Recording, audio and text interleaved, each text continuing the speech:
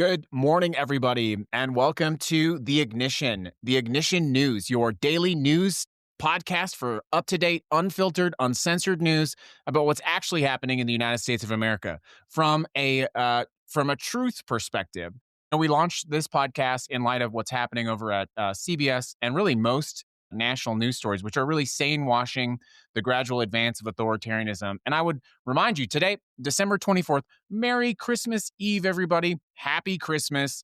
On Christmas Eve of 2025, we have to bootleg a copy of 60 Minutes to watch what is happening in our own country. But nonetheless, you don't have to do that because you now have the Ignition News. If you're new to the show and you want to find out how do I get it on my favorite platform, well, you're in luck. We have a one-stop shop for you to get all of that information. That is just theignition.news, theignition.news, and that'll take you to all of the links of all the things for you to stay in touch, whether that's on Substack, Spotify, Apple, or any of your favorite platforms. So let's get into it. We're going to talk about some important stories. The theme today, obviously, it's Christmas, whether you celebrate it or not. I get it. I have good news stories today to talk about resistance heading into the end of the year. So it's largely going to be a good news story show today. But as I was thinking about preparing for the show today for the Ignition News, first of all, the Ignition News is sponsored by our signature podcast, Ignite, Fighting Fascism in the Age of Its Rise, which is a toolkit for you to use to be a local resistance figure and important member of your community. You know, we talk about calling Congress, but what do you do to fix the pothole? Or how do you address things like the critical shortage of education in your community? Well, on Ignite, Fighting Fascism in the Age of Its Rise, we teach you exactly how to do that. So let's get into it. Obviously, today is Christmas Eve. I was thinking about this show. I was thinking about how we talk about Christmas, how we talk about the state of America right now. And I think it's really impossible to ignore, really, the fact that it is Christmas Eve. So I want to talk about the birthday boy today on the podcast, Jesus Christ himself. And I want to tell you that I think if Jesus Christ showed up at the border today, he would be detained, he would be separated from his family, and he would be deported. And people screaming loudest about defending Christian values would be the ones doing it. So let's go back to the manger.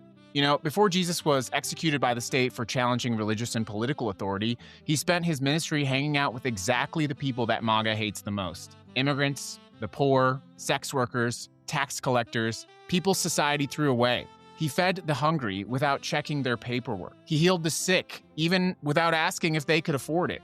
He told rich people to give away their wealth and said it was easier for a camel to go through the eye of a needle than for them to enter into heaven. You know, religious authorities, they called him a criminal. The government saw him as a threat, and in fact, they killed him for it.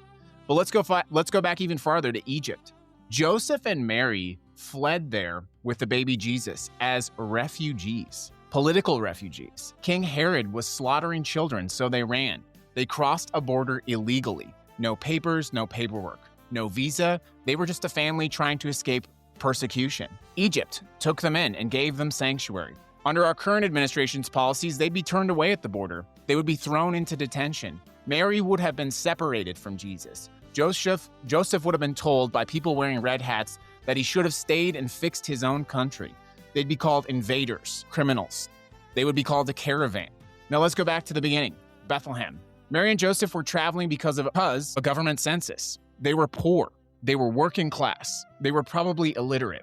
When they got to Bethlehem, nobody had room for them. Every door was closed. Every inn was full, or maybe they just didn't want poor people around. So Mary gave birth in a stable, surrounded by animals. No hospital, no healthcare, just a teenage girl having a baby in a barn because society had no place for them. And who were the first people to visit, by the way? The lowest class, shepherds, outcasts. The people nobody wanted around their property. This is your Christmas story. MAGA, this is your Christmas story. A poor Middle Eastern family displaced by government policy, turned away by everyone, giving birth in poverty, and then fleeing as refugees to escape state violence. And today, the same people who put nativity signs in their yard, the same people who scream about the war on Christmas, these are the same people The same people that are cheering when ICE raids attack families, the ones that are demanding we deport children, the ones saying that refugees should be turned away, the ones putting Jesus' face on their political propaganda while supporting policies that would have killed him. Jesus was born an outcast and he died an outcast. He spent his whole life telling people to welcome strangers, to feed the hungry, to heal the sick, and to stand up to corrupt authorities. And he today would be called a criminal for that. And he would be called a criminal by people wearing his name on their hats. Merry Christmas, everybody. Here's your unfiltered news. Our top story on Christmas, our top story. The Department of Justice is begging prosecutors to work on Christmas because they screwed up the Epstein files. Trump's Department of Justice is in full panic today. 2 days before Christmas, the Justice Department sent out an emergency email begging prosecutors in Florida to volunteer over the holidays to redact the Epstein files. This is according to CNN. The internal email said, "I am aware that the timing could not be worse." Yeah, no kidding. Okay. So they missed Friday's deadline, obviously, to release this material. They've still got about 700,000 documents left to go through. But here's the thing. People found a loophole in these redactions. In some of the redactions, you can highlight the blacked out text, you can copy it, and you can paste it onto another document to read what they were trying to hide. It's pretty damning. Epstein survivors are calling the whole thing abnormal and that the extreme redactions with no explanation are protecting Trump and his allies. So now the DOJ is scrambling to find people to come in literally on Christmas to clean up the mess. So a year after mass firings, a year after all of these departures, good luck finding people to come in on Christmas to redact a bunch of documents about a criminal. And, you know, folks, the files, they're coming whether they like it or not, even if their redactions don't work. Another top story today, the headline, "Aga's worst nightmare is happening, and they can't stop it." The movement, my friends, is eating itself alive. Steve Bannon is mad at Trump. Marjorie Taylor Greene is criticizing him. Tucker Carlson is questioning him. And they're all furious about the Epstein files. The Department of Justice won't release everything. New documents show that Trump himself flew on the private jet at least 8 times between 1993 and 1996. In one flight, it just had Trump and Epstein. Another one had Trump, Epstein, and a 20-year-old whose name got redacted. Now, breaking news, there's supposedly a letter from Epstein to Larry Nassar claiming our president also shares our love. Well, I'm not going to say that out. It's bad. It's bad. I'm not going to read that out loud. The DOJ is scrambling to verify it. So you got a letter from Larry Nassar. You all remember Larry Nassar, who Larry Nassar was, talking about how the president shares an affinity. That's creepy. That's gross, honestly. Even Marjorie Taylor Greene shared screenshots from the files saying only evil people would hide this and protect those who participated. You know, I don't like that we're agreeing with Marjorie Taylor Greene, but nonetheless, it's gross. Meanwhile, almost 1/3 of Trump voters report they either regret voting for him or are disappointed in how he's handled being president. That's pretty wild. And here's what really scares MAGA right now. There's not a clear heir apparent. It's obviously not going to be Mike Pence, right? It's obviously not going to be DeSantis. And you can't have Trumpism without Trump, really. Someone really nailed it with this quote. MAGA is a cult of personality. And when Trump isn't on the ballot, the MAGA base either splinters or stays home. So the reality is without an heir apparent, they're all kind of freaking out right now. They have these fractions happening within their base. And obviously the 2026 midterms are coming up. Republicans are going to have to decide whether to upset the president and try to salvage their constituents. He's obviously not going to be on the ballot. Or they're going to double down and try to protect him, see if he can go run around the country campaigning for them. But, you know, the reality is they're losing on all fronts. They built everything in this party around this one guy. Now that guy's engaged in a frantic cover-up. The economy is terrible. The political climate is terrible. We are losing international support, and it's collapsing under the weight of this administration. So, again, welcome to the Ignition News. Our show is sponsored by our podcast, Ignite, Fighting Fascism in the Age of Its Rise. Let's go on to our next story, by the way, everybody. Trump's FEMA extortion scheme has been smacked down by his own judge. Here's the headline. Here's what, actually, probably not hearing about this on any corporate news right now, but a Trump-appointed federal judge just told the administration to go straight to hell over their attempts to weaponize disaster funding. This is Judge McElroy. Judge McElroy was appointed by Trump himself, and she just blocked the administration from stealing $223 million in Homeland Security grants from sanctuary states. She didn't just rule against them, by the way. She eviscerated the administration. Here's what she said. She called it a wanton abuse of the federal grant administration. She pointed out that the cuts were so blatantly political that they literally just slashed funding by rounding numbers, chopping off millions with no actual formula, no risk assessment or anything. Here's a quote from the judge. Neither a law degree nor a degree in mathematics is required to deduce that no plausible, rational formula could produce this result. Translation. Even a child can see that this is authoritarianism. This is obviously the second major loss in 3 months. Back in September, another federal judge, by the way, appointed by George W. Bush, already ruled it was unconstitutional for states to be forced to cooperate with ICE as a condition for receiving their FEMA grants. So let's be really clear about what Trump tried to do here. These grants are supposed to go to police and fire departments based on risk and disaster preparedness. Instead, the administration tried to turn it into political leverage, holding that money hostage in order to force those departments to participate in mass deportations. So how do we know that? Well, let's look at the affected states. California, New York, Massachusetts, Connecticut, Delaware, D.C., Illinois, Minnesota, New Jersey, Rhode Island, Vermont, and Washington. Do you see a pattern here? It's political interference with federal grants, and it is illegal. But here's the part that should really scare you. This is just one part of, obviously, the much larger authoritarian plan.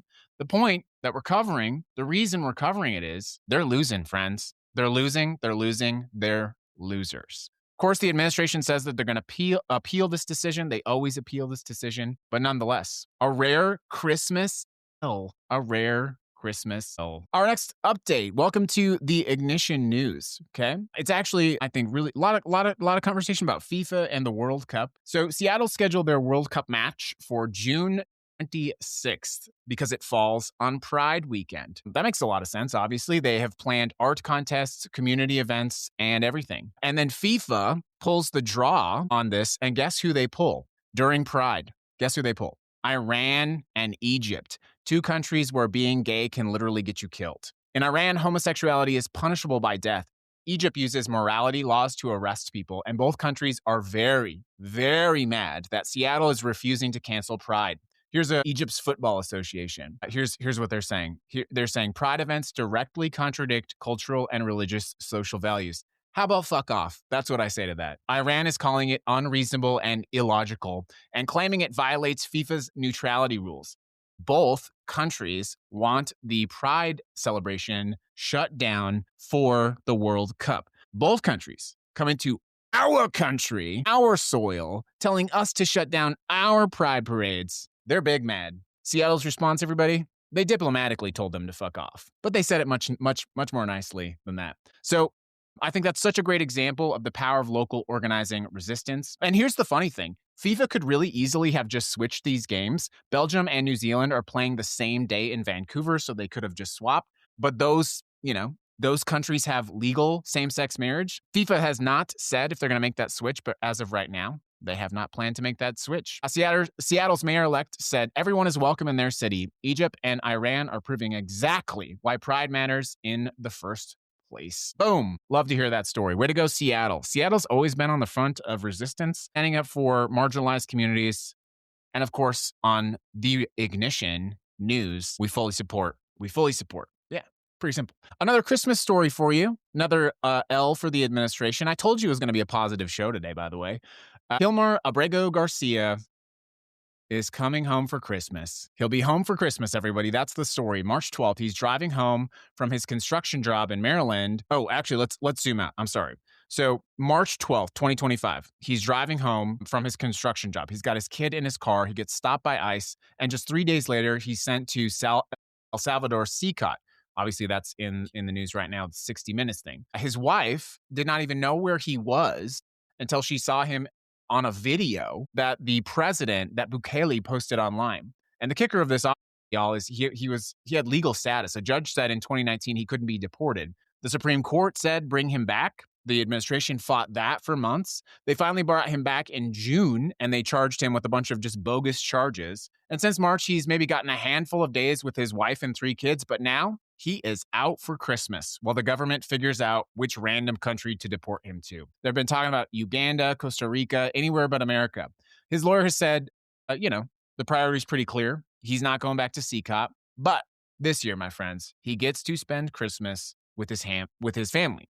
That is a pretty small miracle, obviously, considering the government literally kidnapped him threw him in a foreign prison, ignored court orders, and is still actively trying to destroy his life to prove a point. Our next story. The Supreme Court tells Trump he can't send troops into Chicago. Another L for the administration. Trump lost at his own Supreme Court. He's obviously been trying to send the National Guard to Chicago since October. He says ICE agents need protection. They need protection from violent rioters. J.B. Pritzker said, hell no, we're not doing that. We don't need federal troops. Lower courts blocked this. Trump appealed to the Supreme Court. And guess what? The Supreme Court said no. He even split his conservative justices 3-3. The ruling's pretty simple, by the way. The president claimed he needed the Guard because he couldn't enforce laws without regular forces. The court said that the term means actual military and you can't deploy troops for law enforcement except in exceptional circumstances. And they literally said that the president did not meet that bar. Not even close. So Illinois kept pointing out the obvious things, like the fact that protests have been handled just fine by the police, that the federal facilities stayed open, ICE kept operating. Obviously, a few demonstrations happened, but really the physical force was largely ICE. I mean, you will recall ICE shooting that priest in the head, the pastor in the head, with a pepper ball. But all those protests were contained effectively by local law enforcement. So another L, a Christmas L for the president. Yeah, so this is obviously going to put a lot of problems on future deployments as well. The White House right now, they're pretending that it's fine. A spokesperson from the White House said it won't stop the immigration agenda, but it obviously does stop him from deploying troops to Chicago. It's another L from the Supreme Court for the president. It's a nice little package wrapped neatly for the city of Chicago, Governor Pritzker, and the resistance. Good job, everyone. I hope you enjoyed that. Another one. Welcome, everybody, to the Ignition News. If you want to catch up with the latest stories, the truth, unfiltered news, just go to theignition.news. Here's a neat one. You probably heard about Larry Bashart. Anyone remember Larry Bashart? Well, he spent 37 days in jail for posting a meme on Facebook. He's a retired police officer. He got jailed for posting a Charlie Kirk meme, right? So here's what happened. Good luck staying live on TikTok, by the way. So after what happened with Charlie Kirk in September, Bashart commented on a post about Kirk. He actually just shared a meme with the president's own quote, which was, "We have to get over it." That is something literally that the president said out loud. He just shared a meme with the president saying, "We have to get over it." Yeah. So then he actually got arrested. Perry County Sheriff Nick Weems lost his goddamn mind. He claimed that the meme was threatening mass violence, and they arrested Bashart. And get this, they set his bond at $2 million. $2 million for a Facebook meme quoting the president. Wild.